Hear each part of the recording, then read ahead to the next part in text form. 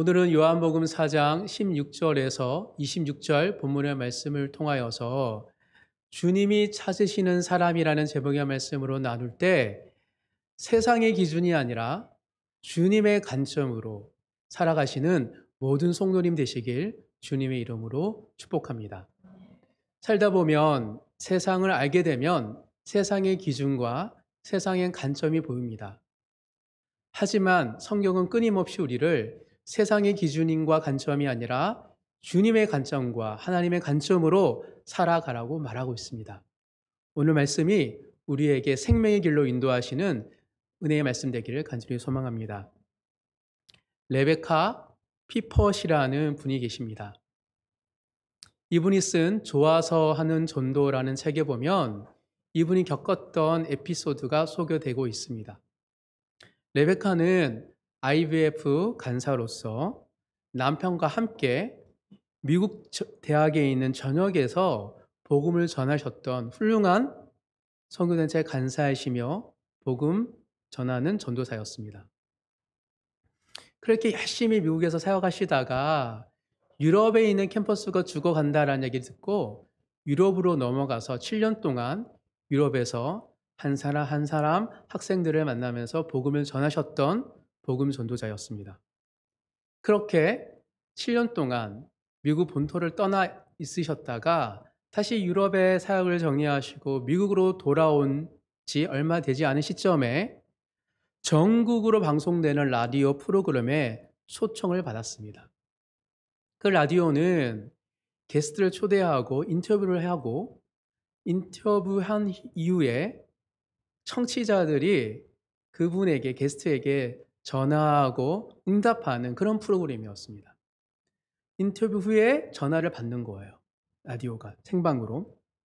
그런데 방송 전에 담당 PD가 레베카에게 남편에게 찾아와서 이렇게 말을 합니다. 어쩌면 오늘은 청취자들의 전화가 오지 않을 수도 있다고. 그러니까 낙심하지 마시라고. 왜냐하면 레베카, 당신이 사역했던 7년 전과 달리 요즘 미국 그리스도인들은 믿음을 말로 표현하고 말로 전하기보다 자기가 사는 도시의 가난한 이들에게 섬기는 것, 봉사하는 것, 구제하는 것에 더 관심이 많기 때문에 당신의 사역과 개인 전도에 대해서 아마 많은 사람들이 관심이 없을 거라고. 그래서 전화가 안 와도 실망하지 말라고 얘기를 들었습니다. 그런데 PD의 예상과 다르게 인터뷰를 마치자 수화기에 불이 나듯이 전화가 오기 시작합니다. 미국 전역에서 이 레베카에게 도움을 요청하는 청취자들의 전화가 빗발쳤기 때문입니다. 한 사람 한 사람 이야기를 듣다 보니 레베카가 깨달았던 것은 무엇이냐면 모두 하나같이 어떤 대상을, 가까운 누군가를 전도하고 싶은데 영적인 대화를 나누는 것이 낯설고 혹시 거절당할까봐 두렵고 그래서 복음을 전하지 못한다라고 하소연했습니다. 자기의 신앙으로는 복음을 전하는 것이 역부족이라고 생각해서 다른 누군가가 대신 전도해 줬으면 좋겠다라고 도움을 요청하는 전화였던 것입니다. 한마디로 복음을 전하고 싶은데 두렵고 자기는 너무 부족하고 그래서 주저하는 사람들이 엄청 많았던 거예요. 이 에피소드를 읽게 되고 제가 깨달은 점이 하나 있습니다. 그리스도인들이 일상 속에서 복음을 말하는 훈련, 뭐라고요? 복음을 말하는 훈련이 얼마나 중요한지 제가 깨달았습니다. 왜 그 많은 그리스도인들, 특히 이 라디오 프로그램을 들을 정도로 신실한 그리스도인들이 복음을 못 전할까요? 나의 삶을 그리스도와 관계 속에서 해석하지 못하면 우리가 믿고 있는 예수님을 누군가에게 전하는 것이 어렵기 때문입니다. 좋긴 한데 뭐가 좋은지, 예수님을 얘기하고 싶은데 어떻게 얘기할지 전혀 모르는 거예요.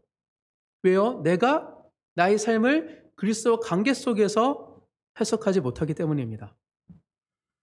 내가 일상에서 주님을 만나고 있지 않은데 어떻게 세상 사람들에게 주님을 만나라고 얘기할 수 있을까요? 성도들끼리 교회에서 영적인 대화를 나누고 있지 않는데 어떻게 세상 사람들에게 영적인 대화를 나눌 수 있을까요? 그러니까 낯선 거예요. 그리스도인들이 복음을 경험하고 그 은혜를 나누는 훈련을 하지 않으면 맛을 잃은 소금처럼 또는 미지근한 물처럼 무능력한 신앙인이 될 수밖에 없다는 사실을 깨달았습니다. 이것이 우리 모두의 문제입니다. 복음으로 살아가는 법을 잃어버렸고 복음의 말을 서로 주고받고 있지 않기 때문이죠. 이번 한 주 동안에 내가 만난 예수님, 이번 한 주 나에게 주셨던 말씀에 대해서 누군가에게 복음으로 말하지 않는데 교회에서 어떻게 내가 사랑하고 내가 전도하고 싶은 넌 크리스천에게 복음을 전할 수 있죠? 그러니까 어찌할 바 모르는 거예요. 그렇다면 어떻게 해야지 우리가 내가 만난 예수님을 풍성히 경험하면서 복음이 필요한 사람들에게 그리스도를 복음을 전할 수 있을까요? 이에 대한 답을 오늘 본문을 통해서 발견한 은혜가 우리 모두에게 있기를 간절히 소망합니다. 우리 모두가 하나님이 찾으시는 사람, 주님이 찾아오시는 사람으로 살아가길 간절히 소망합니다. 오늘 본문은 지난주에 이어서 예수님과 사마리아 여인과의 대화가 기록되어 있습니다. 도대체 사마리아 여인은 어떤 사람이었기에 주님께서는 찾아오셔서 이런 대화를 하시는지 살펴봄으로써 일상에서 주님과 만나고 주님과 교제하는 사람에게 필요한 마음가짐이 무엇인지를 한번 살펴보도록 하겠습니다.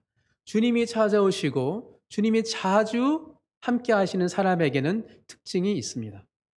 오늘 본문에서 발견할 수 있는 사마리아 여인의 특징 세 가지가 있는데요.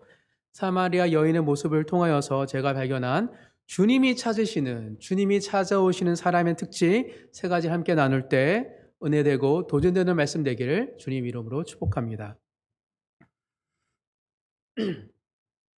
주님이 찾으시는 사람은 첫 번째, 온전한 가정에 대한 갈망이 있습니다. 온전한 가정, 온전한 남편에 대한 갈망이 있다는 겁니다. 오늘날 남녀 사이에 로맨틱한 사랑을 마치 우상처럼 여깁니다. 한평생 그런 로맨틱한 사랑을 꿈꾸면서 많은 사람들이 나의 사랑은 누구인지 찾아 헤매이죠. 그런데 성경은 남녀 사이의 로맨틱한 사랑을 이야기하지 않고 가정이라는 틀 안에서 남녀의 사랑이 고결하다고 말을 합니다. 왜 그렇죠? 그 이유는 가정 안에서 남녀가 진정 한 몸이 되기 때문입니다. 한 몸이 되지 못하는데 어떻게 우리가 진정한 사랑을 할 수 있죠? 그러니 많은 사람들이 결국은 깨어졌고 실패하고 아픈 사랑을 이야기하고 노래할 수밖에 없는 것입니다. 가정 안에 진정한 사랑과 하나됨이 있기 때문이죠. 가정이라는 울타리가 없는 사랑은 깨어지고 어긋날 수밖에 없다라고 성경은 말하고 있습니다. 우리 지난주 말씀인 15절부터 오늘 말씀인 18절까지 4절을 다 같이 한번 읽어보겠습니다. 15절부터 18절입니다. 시작. 여자가 이르되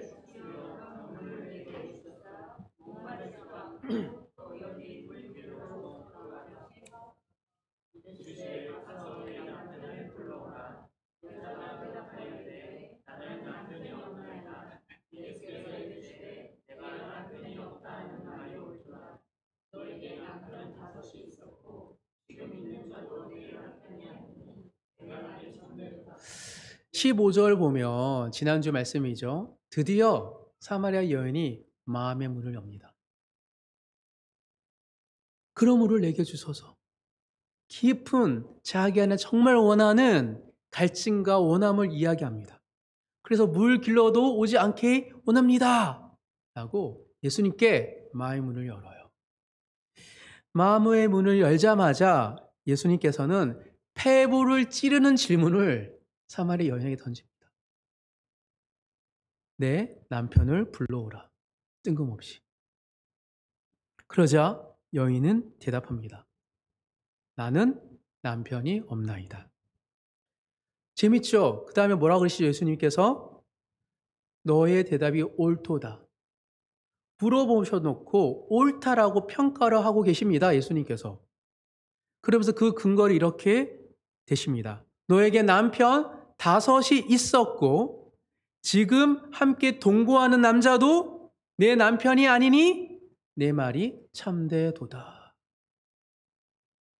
여기서 알 수 있는 사실이 있죠. 뭡니까? 예수님은 알고 계셨어요. 사마리아 여인을 무척 잘. 물어보지 않아도 알고 있었습니다. 그런데 예수님은 5번 결혼했고 지금은 다른 남자와 동거하고 있는 그 여인에게 남편을 불러오라고 말씀하신 겁니다. 도대체 어떤 인생이기에 결혼을 5번이나 했을까요? 얼마나 많은 애환이 있을까요? 결혼할 때 그 기쁨, 그리고 헤어지고 이별할 때 그 슬픔. 이 여인은 기쁨보다 슬픔이 훨씬 긴 인생을 살았던 여인처럼 보입니다. 5번이나 결혼한 사람이 주위에 없기에 저는 어떤 인생인지 감히 상상도 할 수 없습니다. 정말 기구한 인생 스토리가 있구나라는 정도만 짐작할 수 있죠. 우리는 사연을 다 알 수 없지만 왜 성경에서 기록하지 않기 때문에 이건 알 수 있습니다. 절대 여인의 인생에 해피 엔딩은 아님을 알 수 있어요. 5번 결혼했고 지금 사는 사람은 남편이 아니니. 어쩌면 하자가 많아 버림받은 여자 또는 남편 잡아먹는 여자라고 불리지 않았을까 생각이 들 정도로 이 여인은 기구한 인생을 살아오고 있었습니다. 이처럼 기구한 인생을 살아왔던 여인에게 예수님은 뭐라고 계세요? 알고 있으면서도 테스트를 합니다. 어떤 테스트죠? 진실에 대한 테스트입니다. 내 남편을 불러오라. 여인은 통과하죠. 내 남편이 없나이다. 그녀와 함께 온전한 가정을 이룰 만한 남편이 없었고 지금도 없기 때문에 그녀는 답변을 한 것이죠. 여기서 우리가 발견할 수 있는 사실은 아무리 비참한 인생이라 할지라도 정직하게 살 수 있다는 사실입니다. 그녀는 자신의 삶이 부끄럽고 비참할지라도 자신을 숨기거나 거짓으로 꾸미지 않았습니다. 얼마든지 지금 살고 있는 남자를 남편이라고 얘기해도 됐어요. 그런데 그렇게 표현하지 않습니다. 이 사실을, 이 진실함을 예수님 꼭 집어서 말씀하세요. 그걸 칭찬하고 계시는 겁니다. 너 참되게 말하는구나. 진실되게 이야기하는구나. 사랑하는 성도 여러분, 어떤 환경과 형편이든지 간에 항상 정직하고 그리고 진실하게 살아가시는 모든 성도님 되시길 주님으로 축복합니다. 주님께서는 항상 주님이 찾아오실 때 우리의 진실함을 테스트하시기 때문입니다. 여기서 질문이 생깁니다.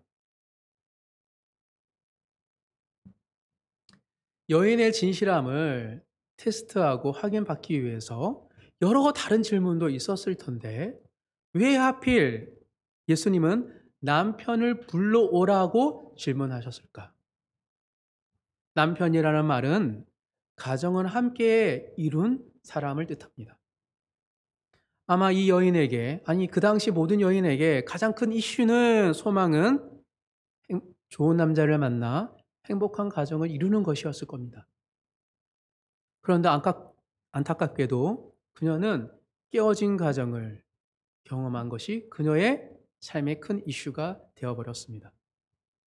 즉 사마리아 여인은 원했으나 이루지 못한 것, 그것이 바로 온전한 남편, 온전한 가정이었기에 예수님은 이 여인에게 남편을 불러오라고 말씀하신 거예요. 여인은 한 번도 아니고 5번이나 실패했기에 깊은 상처와 좌절을 경험했습니다. 그것을 지금 주님은 건드시면서 물어보시는 거예요. 네 남편을 내게 불러오라. 주님께서는 원했으나 이루지 못한 그 절망의 지점에서, 아픔의 지점에서 우리에게 질문을 던지십니다. 왜죠? 왜 그 아픔을 건드시면서 우리의 진실함을 테스트하시죠? 숨기고 감추는 것이 없는 자만이 주님을 만날 수 있기 때문입니다. 우리 안에 있는 가장 숨기고 싶은 것, 가장 아픈 그 상처를 주님 앞에 감추지 않는 자만이 주님을 대면하고 주님의 말씀을 들을 수 있기 때문에 그 아픔의 지점을 건드시며 진실함을 테스트하고 계시는 것이죠. 사마리아 여인이 이렇게 대답하죠. 나는 남편이 없나이다. 예수님은 칭찬하시죠. 이 말이 옳다, 이 말이 참되도다. 사랑하는 성도 여러분, 정직과 솔직함을 잃어버리면 주님을 만날 수 없습니다. 주님이 우리에게 오셔서 함께 하셔도 깨닫지 못해요. 왜요? 마음이 청결하지 못하기 때문입니다. 마태복음 5장 8절에서 마음이 청결한 자는 복이 있나니 그들이 하나님을 볼 것이요. 감추는 자, 숨기는 자는 마음이 청결하지 못하기 때문에 주님이 오셔도 주님을 볼 수 없는 것입니다. 그래서 예수님께서 이 여인에게 네 남편을 불러오라 청결한 대답을, 정직한 대답을 요구하신 것입니다. 항상 정직하고 진실되게 살아가시는 모든 성도님 되시길 주님 이름으로 축복합니다. 남편이 없는 사마리아 여인에게 예수님은 지금 어떤 존재로 계시죠? 한번 찾아보도록 하겠습니다. 마태복음 9장입니다.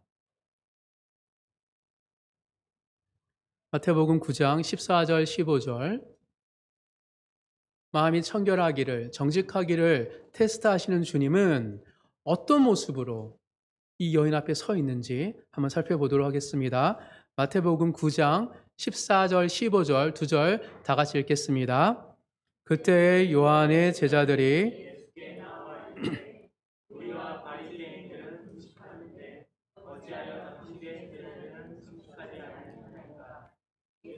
그들에게 이르시되 혼인집 손님들이 신랑과 함께 있을 동안에 슬퍼할 수 있느냐? 그러나 신랑을 빼앗길 날이 이르느니 그때에는 금식할 것이니라. 예수님은 지금 신랑의 옷을 입고 이 사마리아 여인 앞에 서 계십니다. 이 남편을 불러오라. 예수님 이 땅 가운데 모든 믿는 자들의 신랑으로 오셨습니다. 그리고 혼인잔치가 완성되는 그날을 위하여서 다시 돌아오신다고 말씀하시죠. 사마리아 여인이 그토록 찾아 헤매었던 그 신랑이 바로 눈앞에 있었던 것입니다. 모든 인생들과 가정 그리고 교회를 온전케 하실 분이 바로 예수 그리스도이시기 때문입니다. 바로 여기에 왜 성경이 왜 우리가 가정을 그토록 원하고 바라고 지켜야 되는지 바로 그 이유가 있습니다. 온전한 가정은 참 신랑이신 예수님을 맞이하는 하나님의 나라이기 때문입니다. 가정은 나의 소유가 아닙니다. 주님이 주신 사역지입니다. 이 가정을 통하여서 진정한 남편, 진정한 아내, 진정 우리의 가정의 주인이 누구인지를 기억하면서 주님이 우리 가정에 필요하고 주님이 우리 교회에 필요하고 주님이 우리 일터 가운데 필요하다는 그 외침 속에 주님이 다시 이 땅 가운데 오신다라고 말하고 있기 때문입니다. 사명감으로 믿음의 가정, 온전한 가정을 세워가는 자를 주님은 찾으시고 그런 자들에게 찾아오실 줄 믿습니다. 실패를 거듭하더라도 온전한 가정을 갈망하시면서 살아가시는 모든 성도님 되시길 주님의 이름으로 축복합니다. 가정은 작은 하나님의 나라입니다. 두 번째, 첫 번째는 온전한 가정, 주님을 맞이하는 가정을 꿈꾸는 자들에게 주님은 찾아오시고, 두 번째, 주님이 찾으시는 사람은 온전한 예배에 대한 질문이 있는 사람입니다. 온전한 예배가 무엇이지? 우리가 드려지는 예배가 하나님 흠양하실까에 대한 질문을 가지고 있는 사람, 그 사람을 주님은 찾으시죠. 사마리아 여인이 먼저 예수님께 예배에 대해서 질문했다는 것이 놀라웠습니다. 오늘 본문 19절부터 24절까지 다 같이 한번 읽어보겠습니다. 여자가 이르되 주여 내가 보니 선지라로소이다. 우리 조상들은 이 산에서 예배하였는데 당신들의 말은 예배할 곳이 예루살렘에 있다 하더이다. 예수께서 이르시되 여자여 내 말을 믿으라. 이 산에서도 말고 예루살렘에서도 말고 너희가 아버지께 예배할 때가 이르리라. 너희는 알지 못하는 것을 예배하고 우리는 아는 것을 예배하노니 이는 구원이 유대인에게서 남이라. 아버지께 참되게 예배하는 자들은 영과 진리로 예배할 때가 오나니 곧 이때라. 아버지께서는 자기에게 이렇게 예배하는 자들을 찾으시느니라. 하나님은 영이시니 예배하는 자가 영과 진리로 예배할지니라. 갑자기 주제가 예배로 바뀌었습니다. 사마리아 여인은 자기 앞에 선 사람이 평범한 유대인이 아니라 선지자임을 직감하자마자 예배에 대한 질문을 던집니다. 내 남편을 불러오라. 5번 결혼했으나 지금 살고 있는 동거인도 남편이 아니다라는 말이 부끄러워서 화제를 돌렸는지는 모르겠으나 선지자임을 깨닫는 순간 그가 정말 궁금했던 그 질문을 하고 있는 것이죠. 이 여인은 도대체 참된 예배의 장소가 어딘지가 궁금했습니다. 왜냐하면 유대인들과 사마리아인들 사이에 첨예하게 대립된 주제였기 때문입니다. 유대인들은 예루살렘 시온산, 사마리아인들은 그리심산, 축복을 받았던 산을 예배의 성지라고 이야기했기 때문이죠. 유대인들은 당연히 솔로몬의 성전이 있는 예루살렘 그 시온산이 예배 장소라고 말했고, 사마리아인들은 아브라함과 야곱의 제단이 있고 모세가 축복했던 그 그린심산이 예배 장소라고 주장을 했기 때문입니다. 그래서 사마리아인들은 BC 400년, 예수님 오시기 400년 전에 그린심산에 성전을 지었어요. 그걸 보고 유대인들이 계속 어땠을까요? 마음이 불편했죠. 그래서 BC 128년에 유대인들이 쳐들어가서 그리심산에 있는 성전을 해파시킵니다. 그러니 사마리아인과 유대인들이 어떤 관계이겠어요? 견혼지간이에요. 운의 가시입니다. 그러니 예수님 당시에 사마리아인 땅을 지나가지 않았던 거예요, 유대인들이. 이 역사적인 예배 장소에 대한 이슈가 수백 년 동안, 때로는 수천 년 동안 흘러오던 그 이슈를 지금 이 여인이 선지자라고 알고 예수님께 질문하고 있는 거예요. 난제죠, 난제. 그런데 예수님은 어떻게 말씀하고 있습니까? 매우 명쾌하게 대답을 하고 계십니다. 그리심 산도, 시온 산도 중요한 게 아니다. 예배 장소에 대한 논쟁은 불필요한 것이다. 하면서 때와 시기가 중요하다라고 말을 하고 있습니다. 어떤 때가 중요하대요? 영과 진리로 예배할 때가 온다. 이때다라고 시기에 대해서 이야기하고 계십니다. 그렇다면 영과 진리로 예배한다는 뜻은 무슨 말일까요? 하나님은 영이시다. 그러니 예배하는 자는 영으로 예배해야 된다라는 얘기를 할 때 하나님은 영, 하나님의 속성이 영이에요. 그 말은 뭐죠? 하나님은 장소와 시간의 구애를 받으십니까? 구애받지 않죠. 영은 허식에 대해서 중요하게 여기지 않습니다. 하나님은 무엇을 보시죠? 마음의 중심을 보세요. 영으로 예배 드린다는 건 뭐냐면 신령과 진정으로 마음으로 드리는 것을 의미하고 있습니다. 이게 영으로 드리는 예배입니다. 그렇다면 영과 진리로 예배할 때가 온다고 얘기한 진리로 예배한다는 게 무슨 뜻이죠? 요한복음에서 진리는 예수 그리스도를 뜻합니다. 예수 그리스도를 믿고 예수 그리스도를 알고 예수 그리스도를 통해서 드리는 예배가 진리로 드리는 예배입니다. 그리스도 예수님께서 이 땅에 오심으로 말미암아 이제 동물의 피로 드리는 제사가 있어요, 없어요? 없죠. 이제 성전의 기든 그린심 산이든 예루살렘 시온 산이든 성전에서 동물을 죽일 필요가 없어졌습니다.